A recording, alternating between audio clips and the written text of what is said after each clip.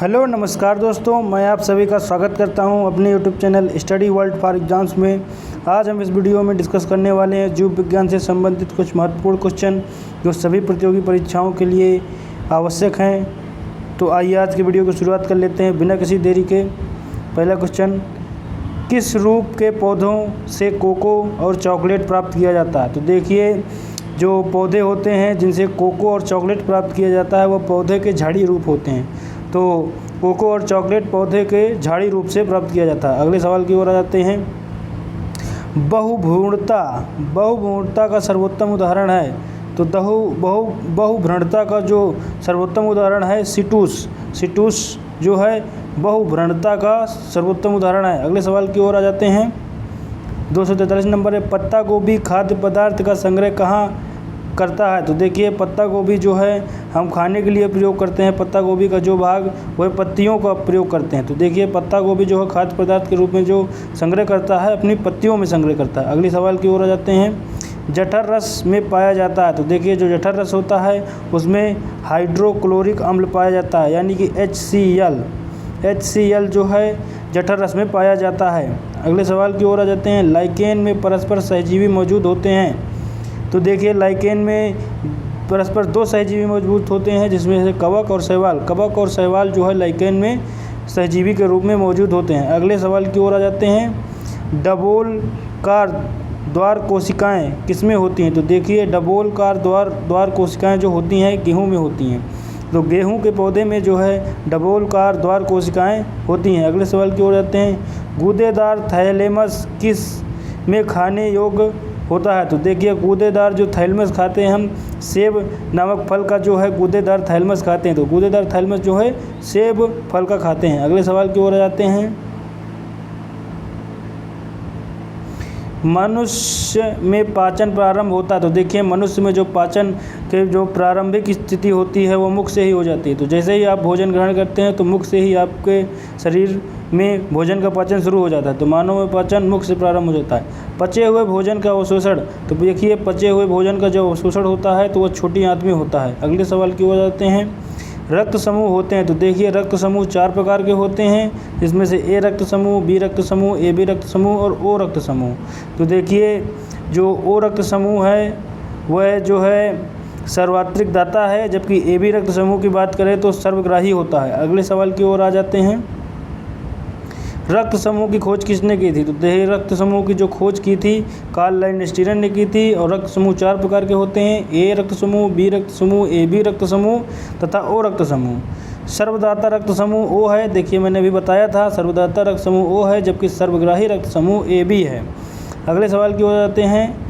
शैवालों की कोशिका भित्ति बनी होती है। तो देखिए, जो शैवाल होते हैं उनकी कोशिका भित्ति सेलुलोज की बनी होती है। तो शैवालों की कोशिका भित्ति सेलुलोज की बनी होती है। अगले सवाल की ओर आ जाते हैं। 255 नंबर है, जीवाणु बैक्टीरिया की खोज किसने की? तो देखिए, जीवाणु या बैक्टीरिया की खोज जो है ल्यूवेनहॉक नामक वैज्ञानिक ने की थी। तो जीवाणु की खोज जो है ल्यूवेनहॉक ने की थी। ल्यूवेनहॉक को जीवाणु विज्ञान का जनक भी कहा जाता है। अगले सवाल की ओर जाते हैं। मानव शरीर का सबसे बड़ा अंग क्या है? तो देखिए, मानव शरीर का जो सबसे बड़ा अंग है त्वचा है। त्वचा हमारे शरीर पे परस्पर ऊपर से नीचे तक फैली हुई है। तो आप भी अंदाज़ा लगा सकते हैं कि मानव शरीर का सबसे बड़ा अंग क्या हो सकता है? तो त्वचा है। अगले सवाल की ओर आ जाते हैं। ऊतकों का अध्ययन कहलाता है। तो देखिए, ऊतकों का जो अध्ययन है हिस्टोलॉजी कहलाता है।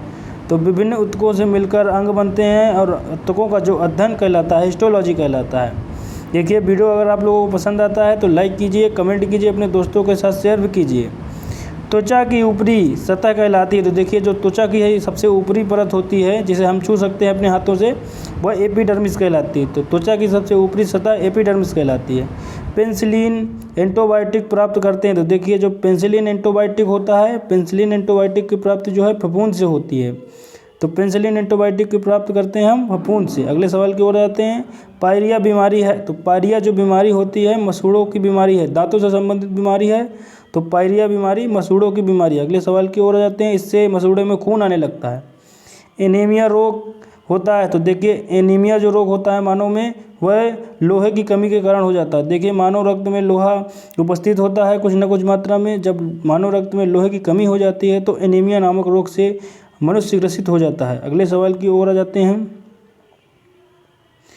आँखों का रेटिना कार्य करता है। तो देखिए आँखों का जो रेटिना होता है हमारे, वो कैमरे में जिस तरह फिल्म काम करती है उसी तरह आँखों का रेटिना काम करता है। तो कैमरे में जिस तरह का फिल्म का काम होता है उसी तरह आँखों में रेटिना काम होता है। अगले सवाल की ओर आ जाते हैं। जड़ आवरण किससे प्राप्त होता है? तो देखिए जब जड़ आवरण जो है कैल्सिप्ट्रॉन से जो है जड़ आवरण प्राप्त होता है। तो कैल्सिप्ट्रॉन से जड़ आवरण प्राप्त होता है। अगले सवाल की ओर आ जाते हैं। कृषि शास्त्र में किसको उन्नत किया जाता है? सॉरी दोस्तों, कृषि शास्त्र में किसको उन्नत किया जाता है? तो पौधों और पशुओं को उन्नत किया जाता है। तो कृषि शास्त्र में पौधों और पशुओं को उन्नत बनाने का काम किया जाता है। अगले सवाल की ओर आ जाते हैं। रक्त का अध्ययन कहलाता है। तो देखिए रक्त जो मानव शरीर के लिए एक महत्वपूर्ण ऑर्गन है, ऑर्गन नहीं कह सकते हैं, ऊतक है। जो रक्त होता है संयुक्त जो तरल संयोजी ऊतक होता है, और रक्त का अध्ययन जो है कहलाता है हीमेटोलॉजी। तो रक्त के अध्ययन को हीमेटोलॉजी कहते हैं। रक्त में पाई जाने वाली धातु, तो देखिए अभी थोड़ी देर पहले हमने पढ़ा था कि एनीमिया रोग जो हो जाता है मानव में, लोहे की कमी से हो जाता है। तो रक्त में जो धातु पाई जाती है वह लोहा होती है। अगले सवाल की ओर आ जाते हैं। ब्लड बैंक कहलाता है। तो देखिए मानव शरीर में जो ब्लड बैंक कहलाता है प्लीहा, जिसे स्प्लीन कहते हैं, और हिंदी में बोलते तिल्ली भी कहते हैं। तो ब्लड बैंक मानव शरीर का प्लीहा या स्प्लीन या तिल्ली कहलाती है। अगले सवाल की ओर आ जाते हैं। प्लेटलेट्स की मृत्यु होती है। तो देखिए प्लेटलेट्स जो होते हैं उनकी मृत्यु प्लीहा में होती है, स्प्लीन में होती है, जिसे ब्लड बैंक भी कहा जाता है। अगले सवाल की ओर आ जाते हैं। रक्त के थक्का बनने में सहायक, तो देखिए रक्त के जो थक्का बनने में सहायक जो पिगमेंट होता है वह होता है प्लेटलेट्स। तो प्लेटलेट्स रक्त के थक्का बनने में सहायक होता है। अगले सवाल की ओर आ जाते हैं। पदार्थ की चतुर्थ अवस्था है। तो देखिए पदार्थ की 3 अवस्थाएं तो सभी लोग जानते हैं, ठोस, द्रव और गैस। पदार्थ की एक चौथी अवस्था भी होती है, उसको प्लाज्मा कहते हैं। तो पदार्थ की चौथी अवस्था को प्लाज्मा कहते हैं। आज के 30 सवाल यहीं पूरे होते हैं। इससे पहले भी जीव विज्ञान के इस सीरीज़ के हमने 8 पार्ट बनाए हैं, आज ये 9वां पार्ट है। तो आप लोगों ने अगर उन वीडियोज़ को नहीं देखा है तो जाकर पहले उन वीडियोज़ को देख लीजिए और फिर इस वीडियो को भी देखिए। और मेरा वीडियो कैसा लगा आप लोग कमेंट बॉक्स में कमेंट करके बता सकते हैं। पसंद आया तो लाइक कीजिए, अपने दोस्तों के साथ शेयर भी कीजिए और चैनल को सब्सक्राइब भी कीजिए। चैनल को सब्सक्राइब करने के साथ ही बेल आइकन जरूर प्रेस कीजिए ताकि मेरे नेक्स्ट वीडियो का अपडेट आप तक जरूर पहुंच सके। आज की वीडियो यहीं समाप्त करते हैं। तब तक के लिए स्वस्थ रहिए, व्यस्त रहिए, मस्त रहिए। नमस्कार दोस्तों।